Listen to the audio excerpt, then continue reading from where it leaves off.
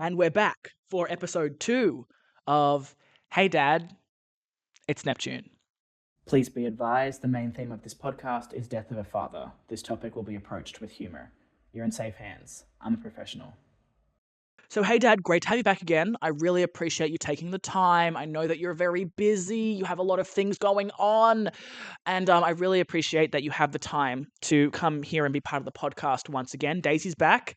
Hello, emotional support stuffed panda bear to help me out through this trying time of attempting to have a conversation with you now that you're deceased. Woot woot! Now, I do believe last time we left off at HasanAbi Real Person Fanfiction. And of course, we can't just leave that hanging. We got to get back onto that. Now, I just had a thought during the week that perhaps you don't know what fan fiction is. Now, it did exist pre-internet, but like most things, it took off with the internet. So considering the fact that you weren't tech savvy, I do believe that you're unfamiliar. Now, why do I think you weren't tech savvy? Well, your Facebook profile picture, which was, I believe, the only social media you had, Facebook, it was an image that you took of a phone displaying an image of you. That is to say that you had a phone on a table, probably the previous phone, right? And you're showing an image on that phone of you. And then you're getting a second phone, probably a newer phone, and you're holding it over this first phone and taking an image of an image. As opposed to, for example, transferring the image from the first phone to the second phone, maybe by emailing it to yourself, perhaps, or by plugging the first phone into a computer and plugging the second phone into the same computer and transferring the image that way. I don't want to freak you out with too much tech-savvy info like that, but there were other ways to kind of update your profile picture like that. And I'm not trying to like come for you about your tech savviness. I think you have far more important flaws to talk about on the podcast. But considering that being, a level of technology knowledge that you had, I would hazard a guess that you're unfamiliar with fanfiction. So, fanfiction, as the name would suggest, is fiction written by fans. So someone might be a fan of a TV programmee, they might be a fan of a movie film, they might be a fan of a book series, maybe they're a fan of Twitch streamer Hasan Piker. Also, asterisk, I'm just realizing I'm using Hasan Piker and HasanAbi interchangeably. HasanAbi is the screen name, Abi being the Turkish word for older brother. Hasan is Turkish, but he lives in the US and has for several years. And then Hasan Piker is his full name. I mean, he has a middle name as well, but that's like the first name, last name situation. Okay, asterisk, asterisk. I'm thinking I might need to explain Twitch to you. So Twitch is like if the news and the radio had a baby. So you know how on the news it's live and people are reading out the news to the people at home. Yeah? And you know how on the radio, if it's like a talkback radio, someone might be talking or having a guest on, and then people can call in and ask a question of the host or the guest or contribute to the conversation or debate, right? So Twitch is kind of like if both of those things were happening simultaneously. However, because it's on the internet, it's also democratized. So someone does not have to have like a talent agent or a manager. All they need is like a video to kind of stream from, like a camera of some kind, a PC that's like powerful enough to stream from, and a good enough internet connection. And then they can just like start their streaming journey and they can just be like, hi everyone, I'm streaming.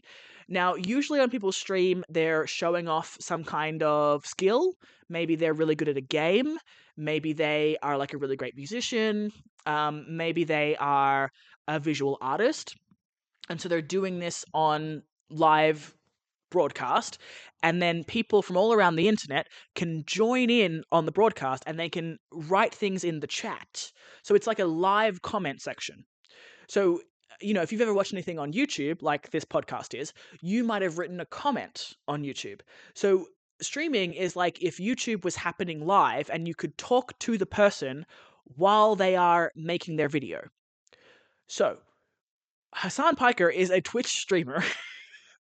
So what he does is presents news, and he also reacts to like videos and articles and things, and he kind of educates people live on the air.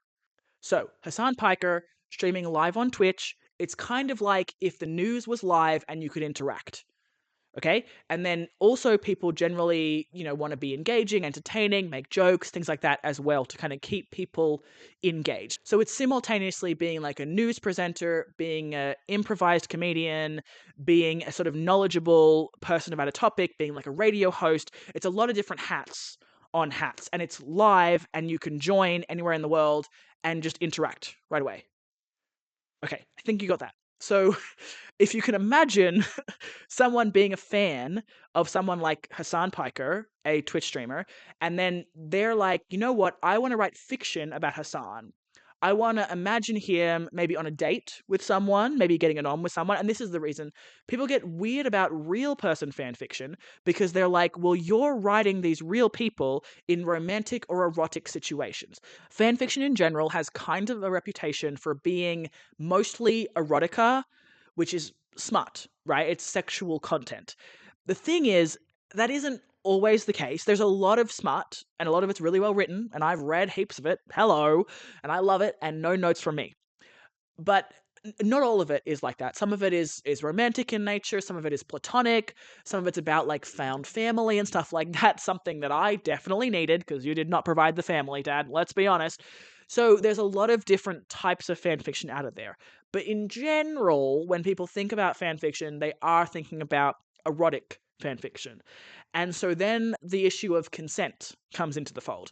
Because when you're writing about a fictional character, they don't really have to consent to being part of like an erotic setting because they're not real. Okay? But some people would still argue that they didn't consent, and those people need to get a life. To just bring back a 90s phrase, we got to bring back get a life as like a dig.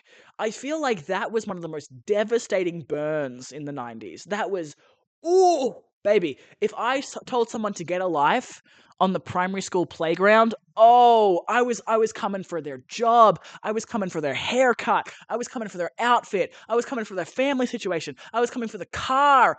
I was coming for everything. Ooh, it was such a devastating burn in the 90s to be like, get a life. It had heft. It had weight. Ooh, it had everything. And people don't say it anymore. They say go touch grass, which I guess is fine, but like get a life is all encompassing. People need more than just touching grass. They need to make friends. They need to form community. They need to have hobbies. They need to have a tactile thing in the real world that they can be part of. Kids don't have tactile hobbies anymore, Dad. And I don't want to sound like a boomer, which is you, of course, but I'm going to sound like you for a second, okay? You actually would have never complained about this, but someone your age, right? I think that the kids really need to get outside and like skin their knees and like play in the sand and eat the dirt. It's too much. It's too much. These like little 4 and 5-year-olds on TikTok making content. Concerning. Very concerning to me. Oh my goodness. I don't want to sound old, but like give that child a ukulele or something. Like do something else. Why aren't you playing with Lego? Why aren't you out here like with some Barbies or something? Like you need a toy. You need a real thing in the real world that you can touch and interact with and that is real and exists. Like, my goodness. Okay. Whatever. Rant over about that. I'm not about that life. Okay. But the point is, Hasan Piker, Twitch streamer, real person fan fiction. People don't like it because they're like, these people didn't consent to be put in these erotic situations, these compromising situations. Now, my issue with that is that's sort of buying into the idea that there's something wrong with having sex. Do you think having sex is wrong, Dad? Answer for the podcast. Now, I really have an issue with the way that our society views sex and bodily autonomy and pleasure and desire. It's such an issue. There's such a shame around being a sexual person. And I think it's a real problem. And I don't know if you know, Dad, but I am a highly sexual person. What do you think about it? I'm asking like I don't know, but I actually kind of do know, because I remember when I first started stripping, I mentioned it to you, because why would I keep it a secret? And you like had opinions and wanted to tell them to me, which I laughed at to your face, because what? Huh? Who? This guy? Get a load of him. couldn't believe it, Dad. I was like, the absolute audacity of you to not participate in my upbringing in any kind of meaningful way at all.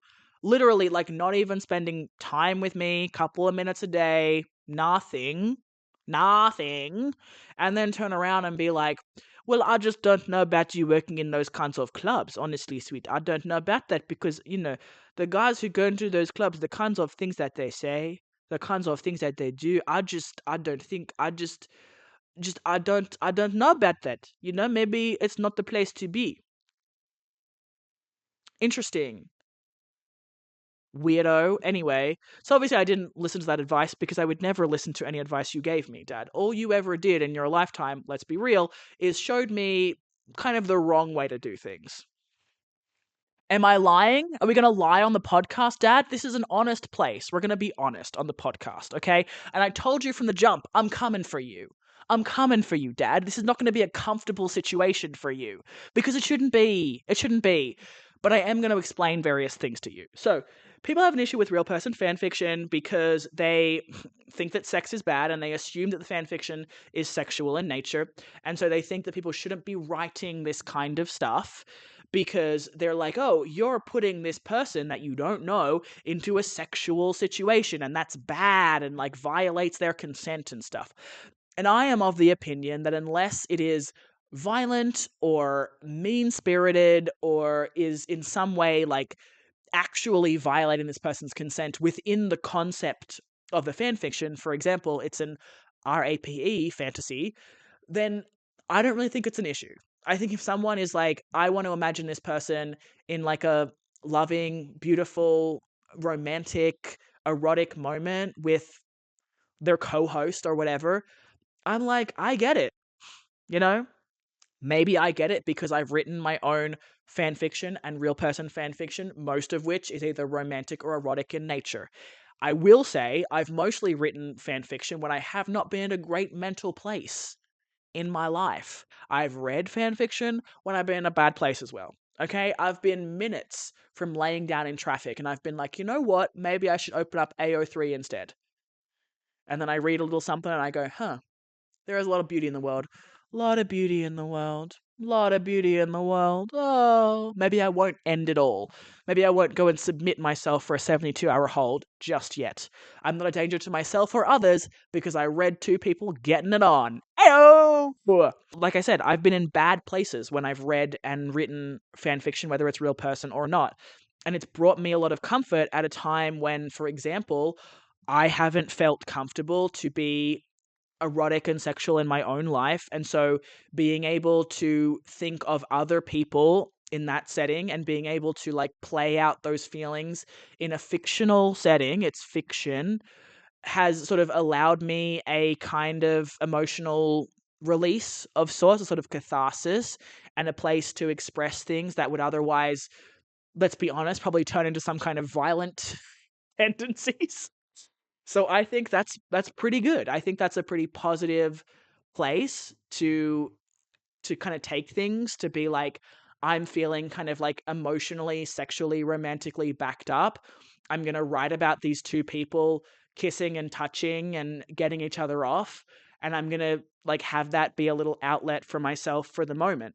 I kind of think if like the worst thing I do when I'm sad is imagine people having like loving, consensual, like beautiful sex, I think that's probably worse things that I could do when I'm sad. I mean, I do also like to watch horror movies. Dad, do you like horror movies? Do you? I remember you recommending to me, is it District 9? When I was talking about how much I love horror movies. I did end up watching it. I never told you that. That's kind of sad. Oh, wow. But yeah, I did end up watching that. That South African kind of, is it a horror movie? Maybe it's more like sci-fi. I think it was pretty good. I haven't watched it in a long time. Maybe I watched it like a decade ago. But I thought it was pretty good and I appreciated the recommendation. And I'm a little bit saddened by the fact that I can't tell you that in person. I never thought to do so. So that's great. That's really nice. Processing that emotion in real time. But I like horror movies, Dad. I do mostly like them for like erotic reasons, in that My enjoyment of the violence is sexually charged. I do think that sex in and of itself is kind of gory. You know what I mean? It's like, and also when I'm saying sex, Dad, just to clarify, I'm meaning all sex. I feel like maybe you, someone of your generation, when you're hearing sex, maybe you're thinking penis in vagina. When I'm saying sex, I'm meaning everything. I'm meaning penis in vagina. I'm meaning strap-on in butthole. I'm meaning fingers in vagina, fingers in butt. I'm meaning oral sex, 69, or you do me, I do you. I'm thinking toys. I'm thinking tying up. I'm thinking floggers and riding crops. I'm thinking gimp masks. I'm thinking getting locked in a cage in a basement. I'm thinking everything. Kidnapping fantasy, breaking and enter, consensual non-consent. I'm thinking everything, Dad. Okay? So I just want you to, yep, okay, gotta keep up. Keep up. Keep up with me, Dad. You got it. Okay, we got fan fiction, we got Twitch, we got sex as a broader concept. Okay? I feel like you got it. You got it. You got it. You got it. You're all good. Let's keep going. Let's keep going. So, for me, I would say that I think of horror as like an inherently erotic thing, mostly because it, generally speaking, is. Usually, horror was kind of the only genre in which people could be getting it on, because the message would be, if you have sex, you will die. So they were allowed to put sex in there because they're like, oh yeah, well, the person who had sex is like gonna get killed anyway, and that's gonna be a lesson for those kids. Don't have sex, don't do it, because then you get killed by a killer in a slasher movie. So we love messaging like that.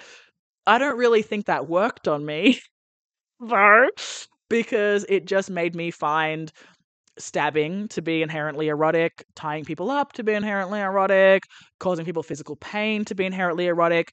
Asterisk, asterisk, I realize that something I find attractive about HasanAbi is that sometimes when he gets like frustrated on the stream, he kind of gives off a substitute teacher on his last tether energy. And I enjoy that, Dad. I don't know if you know this about me, but I very much enjoy inflicting pain on men. So fun. Physical, emotional, mental, love it. Love a pain slut, love being a masochist consensually. There is something very, very fun about someone enjoying me hurting them. And it's. So I will say that when I'm watching the stream and then he gets like kind of worked up and annoyed. Also, the thing is, he's not like yelling and screaming and like calling people names. I mean, he's not doing that, but often he's inhabiting this very like, never in my 47 years of teaching have I had to speak to a class like this. Like, very, please, chat, please. I'm asking you to turn your brains on. I'm asking you to think critically. I know you're smart enough. I know you can do this. It's very that, which I find very erotic. I love seeing a man in distress.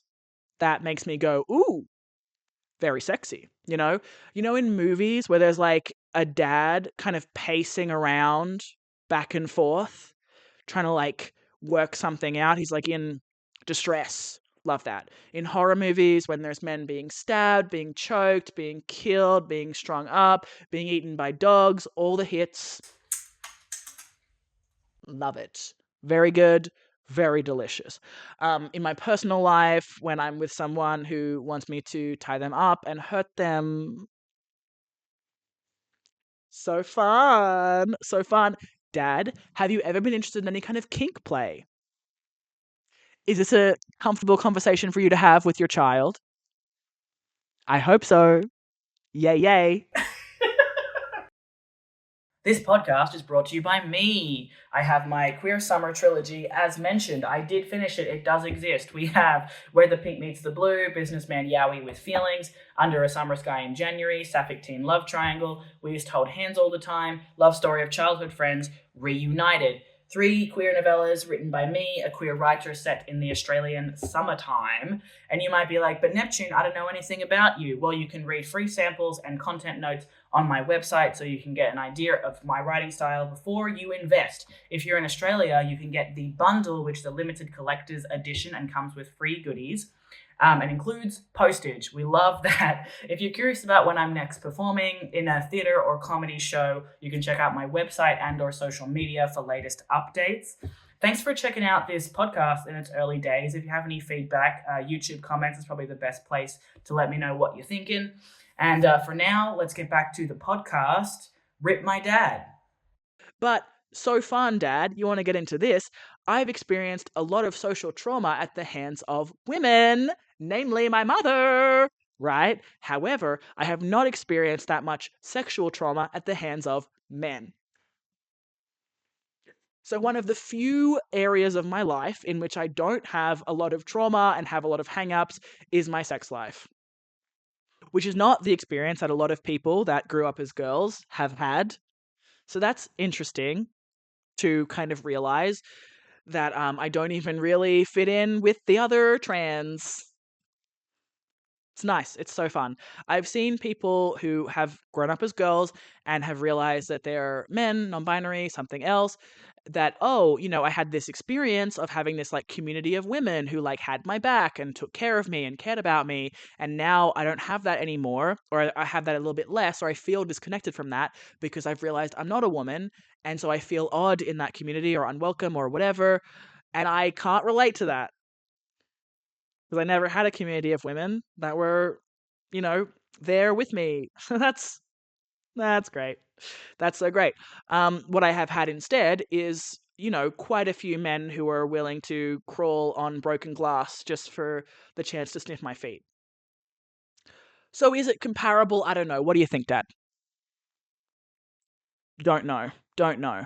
I do think that with some of like the real person fan fiction stuff, I do think that it's a little bit of an overblown reaction sometimes. And I think it's people not really understanding why someone might write real person fan fiction and what they might be kind of expressing in that. And I also think like it should stay where it belongs. It should stay on like a fan fiction website. It shouldn't be sent to that person. We shouldn't like get their reaction. I think there's kind of a weird thing where people are like, oh, maybe we should see what this person thinks about this fan fiction that someone wrote about them. And it's like, why? What do you think they're going to say? Because I'm telling you now, I don't ever want John Oliver to read the real person fan fiction that I wrote about him and Stephen Colbert. But he's never going to find it, Dad, because guess where it was? It was on the hard drive that broke. So it's gone. It's gone forever. Just like so much other stuff. 5 years of other stuff. But yeah, look, I think there needs to be a space for freaks to be freaks. Because I'm a freak, Dad. I'm a weirdo. What the hell am I doing here? And I just think that it's so strange to be like, oh, there's a bunch of freaks over there being freaks. It's like, yeah, that's the freak area where the freaks are allowed to be freaks. Why are you, a normal, coming into this freak area and being like, there's so many freaks here? Go be normal over there. We're over here being freaks. Leave us alone. Leave us alone. That's how I feel about that. But obviously, I have personal stakes in there because when I've written fanfiction, it has been an outlet for me at a time where I have felt very disconnected to my body or to my gender or to my sexuality. And it's just been a way for me to kind of let out certain feelings or connect to myself or someone else or feel seen through the eyes of another person. And I think it's such a shame that people want to just kind of be like, ugh, you're making these people have sex. That's disgusting because sex is gross. And I'm like, okay, why do you think sex is gross? Maybe you're the person with the issue if you're over here being like, sex is gross. It's like, sex is perfectly normal and fine and natural. It's fine. If you don't like it, that's fine. I mean, it's also natural to have toenails and I cut those. So don't know why I'm talking about feet so much, Dad. I don't know why I'm doing that. But moving on, Dad, let's move on, and let's get back to my crush on Hasan Piker, okay? Because this is the thing, it's not actually a crush. I never actually have a crush on any of these people. It is simply a hyperfixation. It is simply my brain being like, I love that, I want more of that. And the thing is, when I'm hyperfixating on like the Saw movie franchise, for example, I'm just watching the Saw movies all the time, which I love. Number 6 is my favorite, of course, because of William Easton. Nom nom nom nom nom nom. Something I love in a horror movie is watching an aged twink just like suffer. Just suffer for like a good hour. No notes on that. No notes, Dad. And the thing is, if I'm hyperfixating on like a film franchise, I can just watch the films all the time. But if I'm hyperfixating on like a person who creates content, like Hasan Piker or previously John Oliver, then I'm watching this person talk to the camera. And that's, I think that people interpret that as like, oh, you want to fuck that person. This is the thing, Dad. Me wanting to fuck someone has nothing to do with me being attracted to them. Sometimes those things overlap, and other times they don't. Okay? In this case, maybe they do. But what I'm saying is it's not a crush in the sense of like, I want to put posters up of him on my wall, and I want to be like, oh, Hasan, maybe one day we can be together. It's not like that. It's me being like, that feels good. Keep mainlining that shit into my brain. I like that.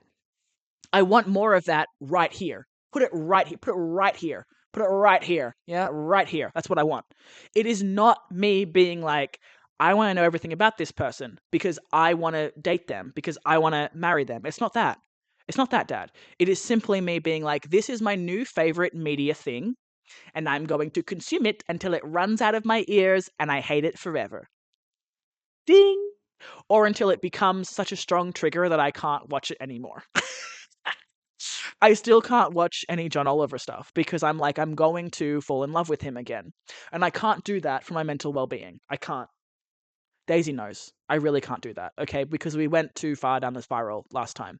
It was really dangerous. I didn't want to say it in the last episode, but that did, land me on a voluntary 72-hour hold. If we're honest, if we're being honest on the podcast, Dad, we're going to be honest on the podcast, okay? I did go to hospital for a 72-hour hold because I tried to, so it's not John Oliver's fault. It's not his fault. It's totally just me being mentally unwell, okay? And as previously mentioned, I'm on mood stabilizers and I'm fucking. So I'm not going to go completely bonkers for Hasan the way I did for John. Calling him John feels weird. I don't know about that. Calling him Hasan feels fine. I think like the John Oliver related trauma runs so deep in my body that I have to call him John Oliver. Like, although that is a thing, Dad. I love calling people by their first and last name. My friend Lucebiel, for example. Whenever I talk about them, I'm like, that's my friend Lucebiel. My friend Lucebiel's over there. And I say it so much that people think that their first name is Lucebiel. Like, that's one word. But it's two words. Lou Sebiel. Just a fun fact, Dad. Fun fact about me and my best friend, Lou Sebiel. But yes, okay, I admit it on the podcast. I am physically attracted to Hasan Piker. Okay? I admit it. I admit it, Dad. What are you going to do? Nothing. Because you are deceased, okay? But this is the thing. Yes, it is nice to watch someone who I find physically attractive and also engaging, entertaining, charismatic, funny, etc. Yes. Yes. It's nice to do. It's nice to do. But it is also like from a distance. The reason I like it is because I can pause it. I can rewind it. I can turn the volume up and down. If he was a real person in my life, I would probably be fist fighting him. I gotta be honest. Most of the time, when I've spent time with ADHDers, they piss me off. And I'm ready to swing. I also think, he's pretty tall and sturdy. He'd probably be fine. Oh, I will say, Dad, this is going to make you uncomfortable, so settle in. I do think, even though I usually frequent twinks, thank you so much, I do find the fact that Hasan is like tall and like built to be quite alluring. A thought that I had was, ooh, he's quite sturdy, isn't he? So you could probably take like quite a lot of force, quite a lot of forcefulness. Something about me, Dad, is that I'm a very violent person. Is it your fault? Maybe. Is it another's fault? Maybe. Who can say? Who could say? Could be a fun little combo. But I'm a very violent person, and I'm very sexually violent. Thank you so much. So sometimes that is my thought when I see, especially like a man who's quite sturdy. I'm like, ooh, I feel like he could handle it. I feel like he could really handle the forcefulness that I bring to a sexual situation. I like to grab. I like to sink my nails in and my fingers. If they're up for it, love to punch, love to choke, love to slap, love to bite, love to pull hair, you know, just fun stuff. What do you think, Dad?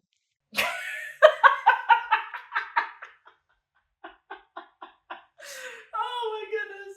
Oh my goodness. So look, Dad, I'm gonna be honest about it. Yes, it's a crush, sort of, but it's mostly a hyperfixation in that I'm not generally that interested in knowing too much about the person.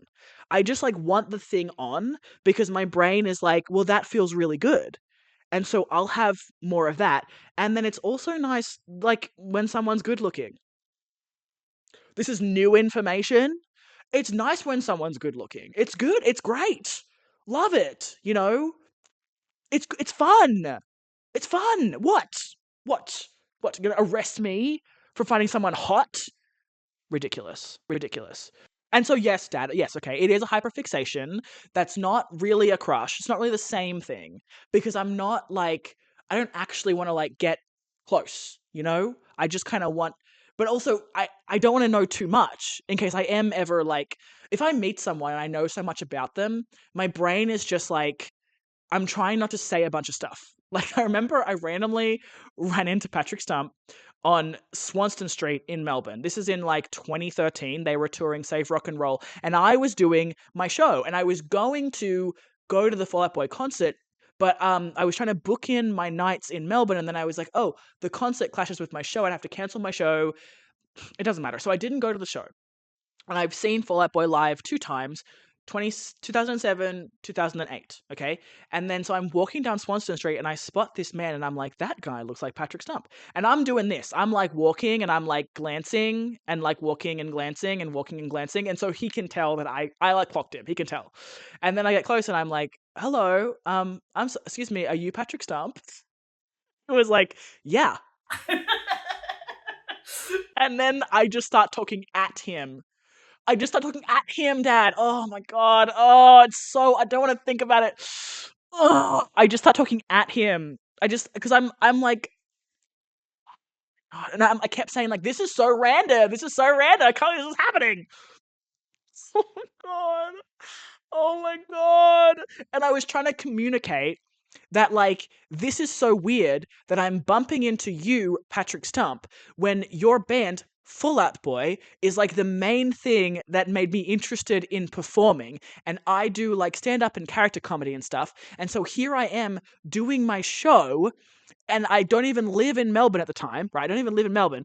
I'm just here doing my show, and I knew you were performing as well, but I couldn't come because I was doing my show. And it's kind of amazing that I've bumped into you when I was on my way to like, I don't know, do something at the venue, and I've like randomly bumped into you, and you're the reason that I'm even a performer. And here you are, and I couldn't communicate that because I was just like overwhelmed because I'm like, that's Patrick Stump. That's Patrick Stump, the vocalist and composer of American rock band Fall Out Boy, whom I've been a fan of since 2006. And here I am bumping into him, and I was like, I couldn't. And he was so nice. He was so nice. Oh my god, it was so embarrassing. Every now and then I think about it and I cringe, and the only thing that brings me comfort, Dad, is the knowledge that this is a band, Fall Out Boy, where the fans are like, there's no way I was even the weirdest fan interaction he had that day. Like, Fall Out Boy attracts the mentally ill, the transgender, the oppressed, the weirdos, the freaks, the queer. Well, I guess, transgender queer. But you know what I'm saying? It's like, this is a band that like there's no way I'm even the weirdest person he interacted with that day.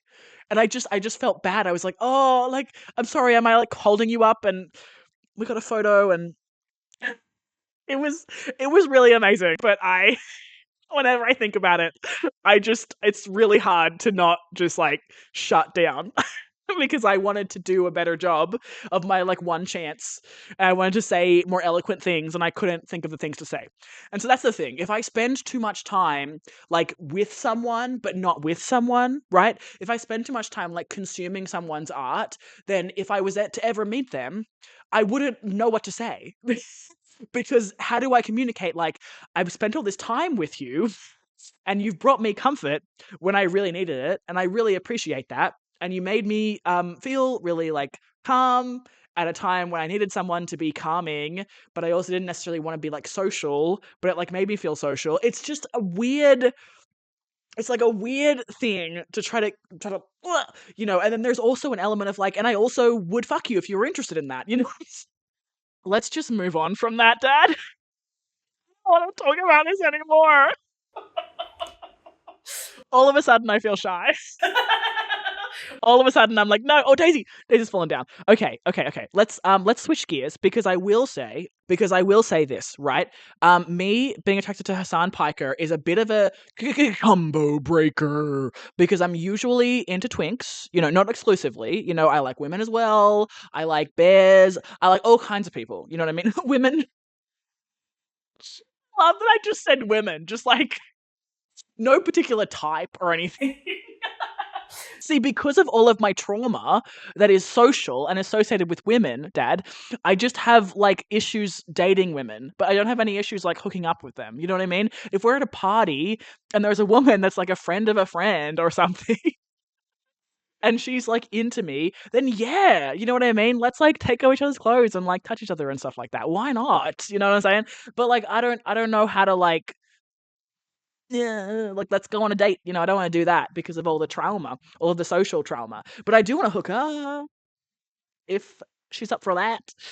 That would be cool. That would be fun. That would be great. Anyway, and that's how I do it. So, oh my god, the point I'm trying to make, Dad, is that Hasan is a little bit outside of my type. But to quote one of the foremost poets of our time, Ray Shremmond, I ain't got no type. Bad bitches is the only thing that I like. So I adhere to those rules for sure. And I would say that Hasan Piker is a bad bitch. Absolutely. And he's also like slutty. You know what I mean? He's on the internet posting the pics, showing off the bod, getting the rig on the timeline. All right, whatever. And I've seen it. And okay, so okay. And oh my god, this brings me to my question, Dad, which is like, how do you feel about beauty standards?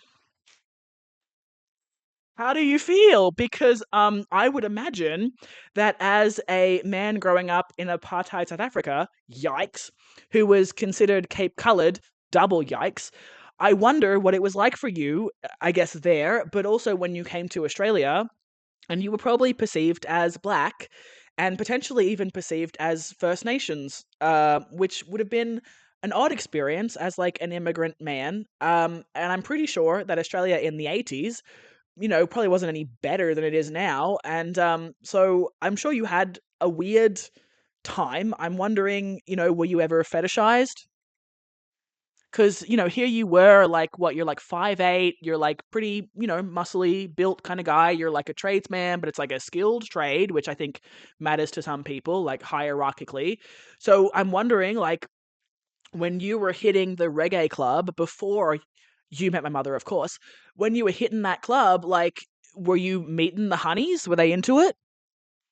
Because not to hit on my own dad, but I'm sure you were like, oh my god, what has this podcast become? Not to hit on my own father, but I've seen pictures of you when you were even just, just after we were born when we were really young. And like, I can acknowledge that you were probably a pretty good looking man and you were out there. I mean, obviously you were undiagnosed autistic, but you were with your friend Mary Jane. So I'm sure you were okay, relatively speaking. So yeah, did you clean up? I'm still curious about the gay experiences, and we'll get to that at some point. I think, honestly, the thing I kind of worry about with like dudes that are like, no, I'm straight. I'm not. I just, I think the body is to be explored. I think the body is to be enjoyed and explored, and I think that people keeping themselves from certain experiences because like that's gay or whatever is a real shame. You know, there's plenty of straight men that are like, "Oh, even like a finger up my butt is gay." Which it's like, "Girl, that's your G-spot." Huh? Dad, have you ever explored your prostate? What is this? Oh my god. Oh my goodness. I do hope that you explored your own body and you enjoyed it to the fullest. Okay, I do think that you deserve that. I think even just on your own, right? I think people should explore their bodies and enjoy their bodies and experience everything that their body can feel. Like I said last time, I think that I should experience as much pleasure as my body can allow, personally. Not to brag, but I'm kind of in my verse era. Snaps for me. Okay, I can't do snaps right now. Okay, but because I'm sure you want to know about this, Dad, but I have experienced some bottom growth since being on testosterone for like a little over a year, which has resulted in me actually enjoying being penetrated in the vagina. What do you think? Love the support. Thank you so much. Yes, yes, yes.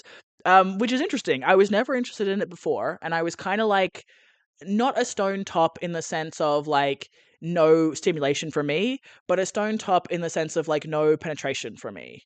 So very clitoral. I'm sure you're loving this, Dad. I'm sure you're really enjoying this.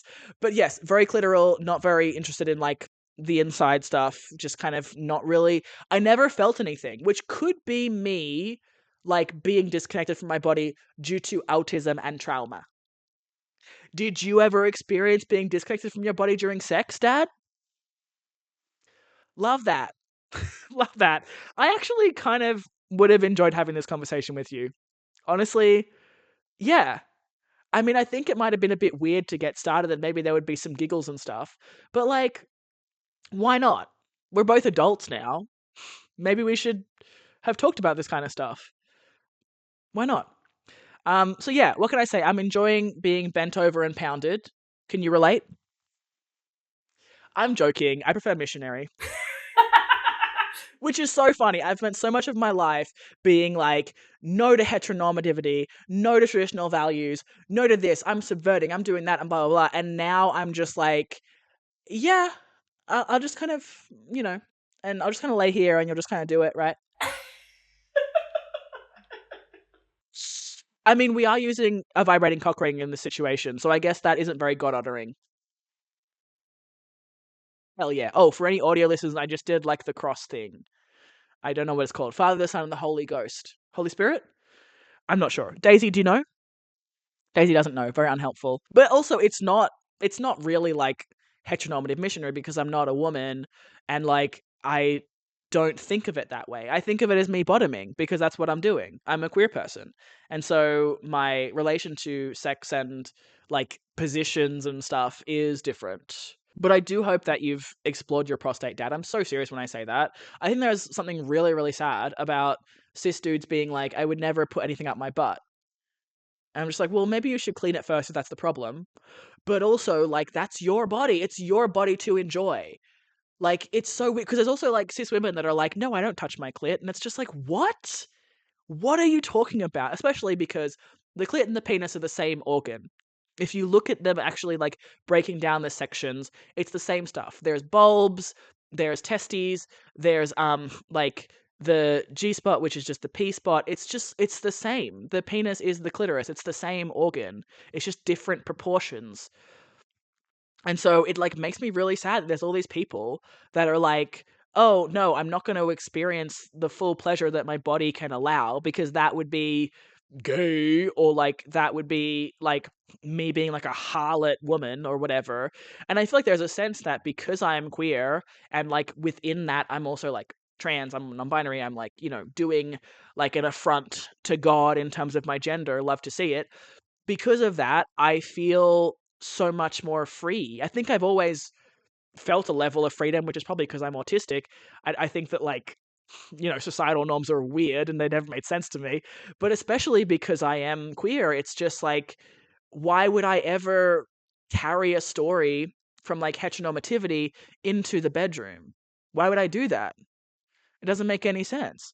And I feel so much more free than it seems a lot of cis people feel. A lot of like cis het people feel really like blocked in by their gender. They seem to be very like, oh, I couldn't possibly be into that. Then I'd be like some weirdo who's like into weird kink stuff. Or there are people that have like kind of pushed past that and they realize they're into some kink stuff and they explore it safely and all that kind of stuff, which is great. And I feel like this kind of relates to the real person fanfiction thing, where it's just like people that have a weird restrictive view of sex are going to be like, how dare you imagine these people in a sexual scenario? And I feel like people that have a more broad view of sex, like myself, are more likely to be like, hey, sometimes this is just kind of like an emotional exercise, you know? And sometimes it's someone's just being like, I had this thought or this dream or this image and I wanted to share it. And maybe it's like sexy for someone else. Maybe it's healing. Maybe it's just cathartic or something. And like, is that the worst thing in the world? Like, I think there's such a narrative that sex is something that's done from one person to another rather than like a moment that is shared. And I think that when we have this idea that it's done from one person to another, then there's this idea of inherent aggression, this idea of inherent subjugation. But I don't view sex as that. I will be like hilt deep in a dude's asshole, and I am not thinking like, yeah, this man is lesser than me. I'm like sticking it to the man. No. I'm thinking like, I'm sharing in this pleasure with this person. I'm feeling good. This person's feeling good. We are connected. And I think it's all just this idea that sex is something that one person does to another. It is aggression personified, which it can be, but like the idea that that's bad is so sad to me. I don't think it's bad to have like a level of aggression connected to sexuality if that's something that's like communicated and understood and like contextualized. And I feel like this assumption that it comes with malice, like I am maliciously writing Hasan Piker and Will Neff fucking. What? What's malicious about that? That I think they're both hot and I'd like to see them fuck? Huh? Huh? Like, what? But yeah, just to finish that thought about beauty ideals and stuff, I was just wondering like how you felt about how you were perceived in Australia as like this brown guy, afro, you were pretty jacked. You were probably like 5'8", 5'9". I don't know if that was tall for a man then. I feel like now people are kind of obsessed with like men being like over 6 foot, which I mean, I don't know. I've dated men that were quite tall before, but I've also dated people that are shorter than me and that are men. And like, I don't only date men, so I feel like it would be kind of weird to be like, I want everyone I date to be taller than me. And even though I'm kind of in like my submissive era, I will say that it's still not something that I want like a big like dude, you know? If the dude is big, that's fine. That's like a neutral thing. That's the thing. Like the fact that Hassan Piker is like tall and like built is like fine. That's not something I don't go like awooga because of that. I go awooga because he clearly has like a sense of humor and he's knowledgeable about things and he's passionate about things and he like has a personality. You know? The personality doesn't come with like 6 feet and a six pack. Which I think that's people's problem. Truly, I think people's issue, whether they're like an incel or whether there's some idiot commenting on my shit being like, oh, how easy enough for you to talk about beauty standards, you're gorgeous. Whatever kind of idiot brain rot they have, whatever it is that they're like not understanding, is that there is no amount of adhering to a beauty standard that will make someone happy in and of itself. That's not how it works. How it works is that someone accepts who they are. They accept, like, oh, hey, I'm a specific type. Like, I'm a very specific type, Dad. I'm non binary, I'm brown. Like, that's pretty specific. I'm like a weird arty person. Like, I have a type and I go where I am appreciated. I don't go to like a straight club and then complain that no one's up to fuck a non-binary. Like, that would be ridiculous. And then you have these people that like, oh, I'm a short guy, no one thinks I'm hot. And it's like, plenty of people think you're hot.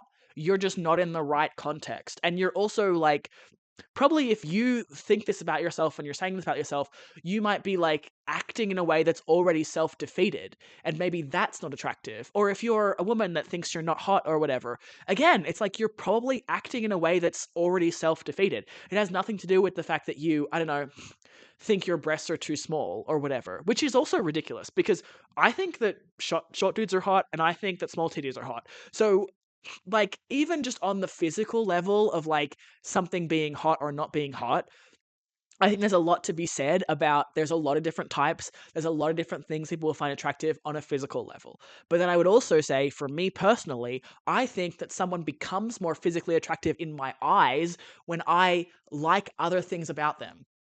And the converse is true, where there have been times when I've been dating someone, very recently this happened, in fact, I was seeing someone, and at first I thought they were really attractive, and things about them that I usually wouldn't find attractive, I found attractive.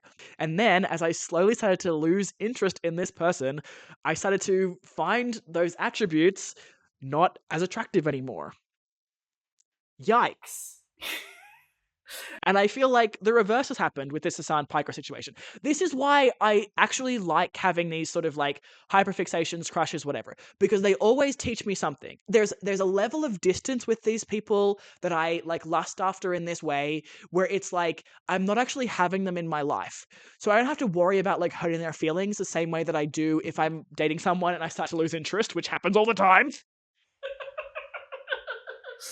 I don't have to worry about that as much because I'm not actually like hanging out with this person. I'm not actually hanging out with Hasan and being like, maybe I stopped liking him. Oh no. Like, I don't have to worry about that. Instead, I can just kind of have it happen over there, and I can sort of allow that to give me time to process something and give me time to realize that, like, oh, okay, yeah, it's kind of a little bit irrelevant. You know, bad bitches is the only thing that I like. But in order for someone to be a bad bitch, it's like a vibe. It's a vibe. It's the body language. It's how they carry themselves. It's how they speak. It's literally the cadence of how someone speaks sometimes that I find alluring. It's like their facial expressions. I'm autistic. So, like, I need someone to be relatively expressive, but also sometimes because of trauma, if someone's too expressive, that makes me go, like, and these are things like I always realize something about myself whenever I have one of these like hyperfixations on some like man. I always learn something. I always like grow. It's a really nice feeling. This is the thing, Dad. I would assert that men are either muses or fucktoys. Thoughts? Now you might say, but Neptune, what would that make me? I'm your father, right? Neptune, I am your father, right? Fun fact, love it. But I would say that you are a muse. Thoughts? You are a muse right now, Dad. I am using you as a catalyst to start this podcast. So you are a muse. Are you not? And I do think that most of the time, that when I have these crushes, they end up just being muses. I end up being like, maybe I should do blah, blah, blah, blah, blah. You know? I mean, honestly, I kind of think maybe this Hasan Piker hyperfixation has like kicked my butt into gear to do this podcast.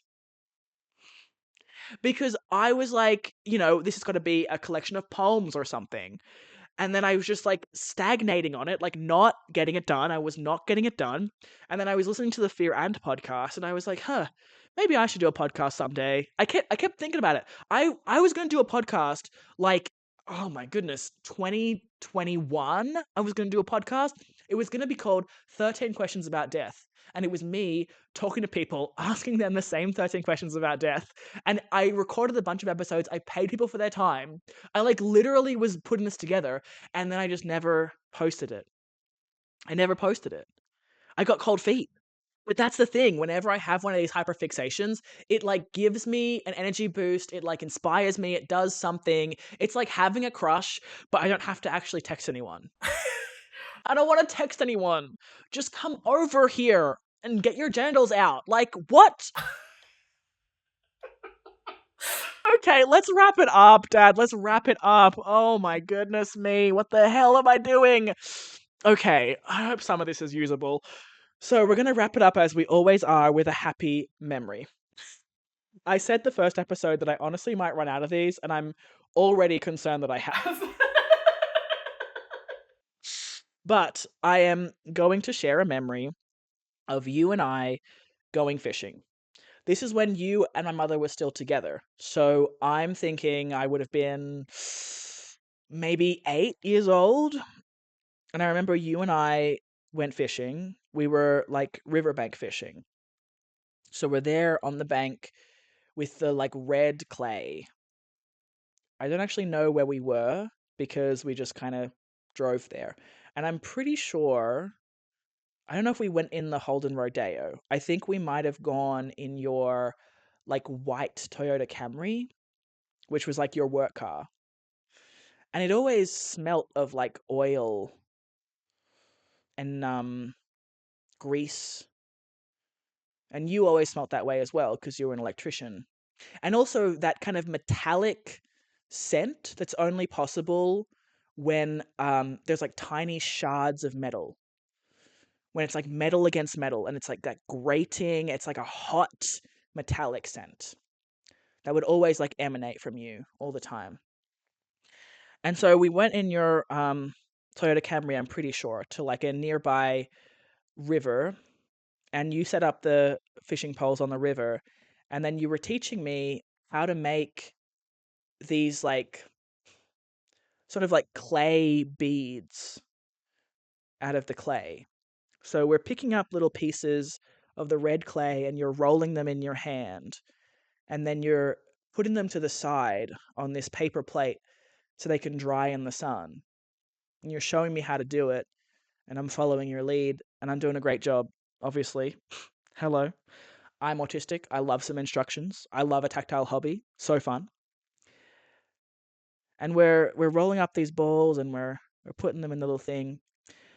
And I don't even remember if we were talking or if it was just silent. It was just this kind of slight kind of sticky sound of our hands and the clay and this sort of gentle bubble of the river just kind of easing on by, but like because it's Australia, there's like a million rocks and things. And so even though it's a pretty easy river, it's also just kind of like small little splashes, but they're tiny.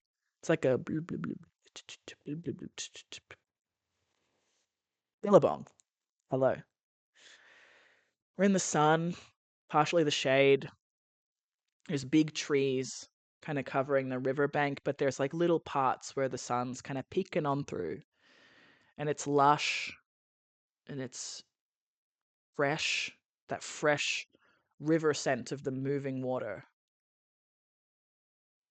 And we're just there making these little beads. I don't know if we even remembered to take them home. We might have left them there on the plate. And we're just kind of waiting for a fish to take the bait on the fishing lines. Just sharing a little moment together as father and child. And that one I know is real.